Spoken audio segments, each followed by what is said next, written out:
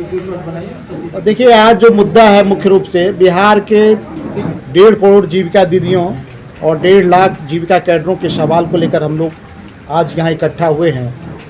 सवाल यह है कि बिहार सरकार के मुखिया माननीय श्री नीतीश कुमार जी एक तरफ बिहार में महिला सशक्तिकरण की बात करती है, लेकिन दूसरी तरफ उन जीविका परियोजना में काम करने वाले जो कैडर हैं, 1.5 लाख कैडर हैं, उनके हाथों में कटोरा थमा दिया गया है कि आप जो काम करते हैं उसके बदले भीख मांगे। ये कहीं से भी न्यायोचित नहीं है। इसकी मुखालफत हम लोग पिछले 35 दिनों में हड़ताल के माध्यम से कर रहे हैं और ये हड़ताल और ये मुखालफत, ये सरकार का प्रतिकार लगातार जारी रहेगा। हम लोग लगातार सरकार को चैलेंज दे रहे हैं कि जिस जीविका दीदियों के भरोसे आप सत्ता में वापसी करते हैं, उसी जीविका दीदियों के साथ आज ये सौतेला व्यवहार क्यों? उनको वाजिब काम का वाजिब दाम मिलना चाहिए, उनको अपनी पहचान मिलनी चाहिए और उनको अपनी सम्मान मिलना चाहिए। इसी मुद्दे को लेकर आज का यह प्रेस कॉन्फ्रेंस आयोजित किया गया है। प्रदीप जी, आप लगातार आरोप लगाते हैं, आप यह भी कहते हैं कि जीविका से बड़ा घोटाला नहीं हुआ है। अगर इसके बारे में तब खुले तो बहुत बड़ा घोटाला निकलेगा, तो आखिर आधार क्या है इन सभी? देखिए, ये सच्चाई है कि जीविका जो एक प्राइवेट लिमिटेड ऑर्गेनाइजेशन की तरह काम कर रही है, जो सरकार के इशारे पे काम करती है। आपको जान के आश्चर्य होगा कि मैं तमाम मीडिया कर्मियों से भी कहता हूं कि जीविका के फंडिंग सिस्टम को आज तक ना मीडिया समझ पाई है, ना आम जनता समझ पाई है।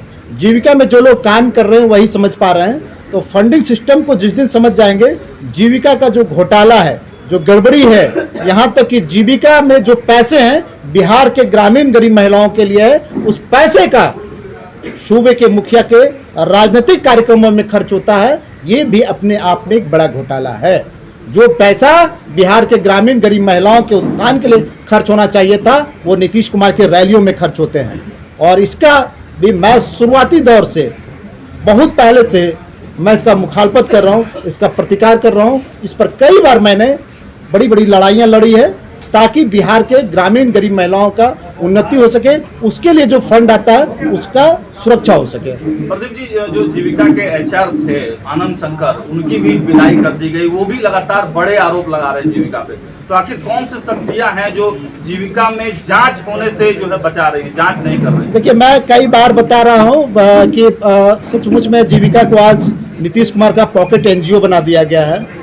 और ये दुर्भाग्य है कि जो पत्र लिखा जाता है सरकार तक पहुंचती है, लेकिन पुनः वापस जीविका प्रबंधन के पास ही जांच के लिए पहुंच जाती है। अब जहां से कोई घोटाला हुआ है वहीं पर वह जांच के लिए पहुंच जाए, तो ये कहीं से संभव है कि उस पर कोई न्यायपूर्ण फैसला हो पाए? ये कदापि नहीं है। इसलिए लगातार मुद्दे जो उठ रहे हैं उस पर अंततः वो मामला दफन हो जाता है उसी जीविका के राज्य कार्यालय में जाकर। देखिए, उसके लिए स्वतंत्र एजेंसियां हैं देश में।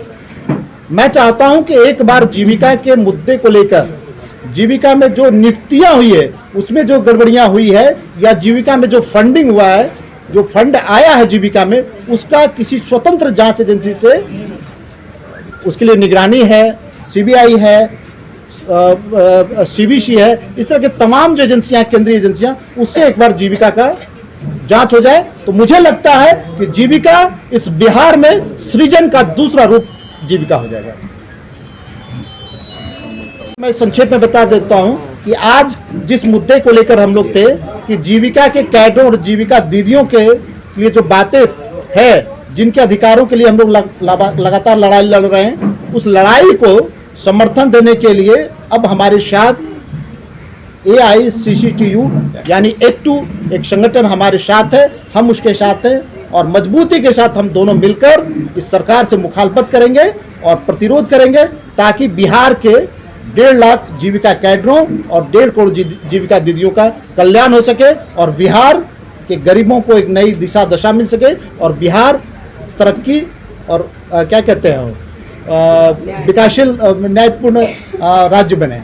यही हमारा एक सवाल यह है कि कुछ कार्यक्रमों में आपने चीफ गेस्ट के रूप में चिराग पासवान जी को भी आमंत्रित किया था, हालांकि वो उस कार्यक्रम में आए नहीं। अब सत्ता से सीधे आप विपक्ष की तरफ आ गए हैं, वजह क्या है? देखिए, इसके लिए मैं सीधे बात करता हूं। हम लोगों ने मैं कहता हूं कि जो हमारे सवालों को उठाएगा हम उसके साथ हैं। अगर किसी ने आश्वासन दिया है कि मैं आपके सवालों को उठाऊंगा और बाद में फिर वो मुकर जाए तो वो उनकी बात है।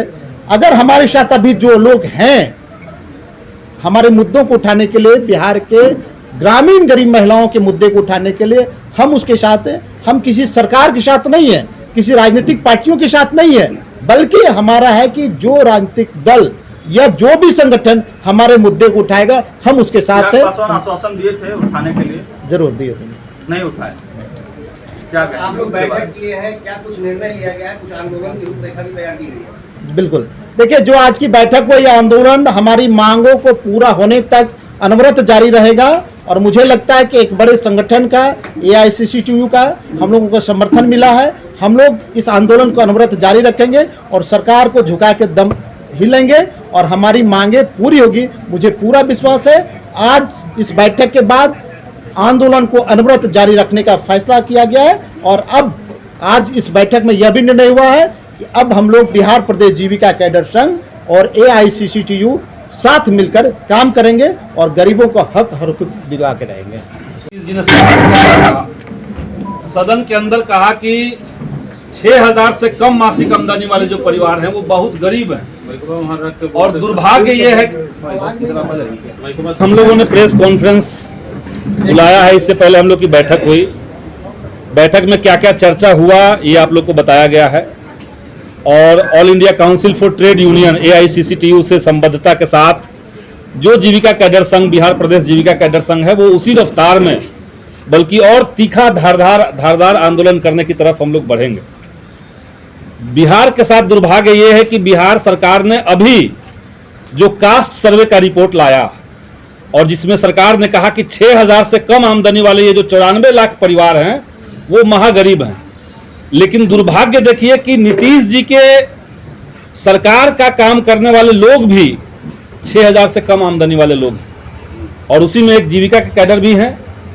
अभी तक सरकार इनको नाम मात्र का मानदेय देती थी और उसको भी पिछले दिनों 2 सितंबर के दिन सर्कुलर लाके सरकार ने विड्रॉ कर लिया और ये कहा कि जीविका कैडर जो हैं वो उन ग्रामीण महिलाओं से पैसा लेंगी, कंट्रीब्यूशन लेंगी जिनके ऊपर पहले से ही कर्ज का बोझ बना हुआ है।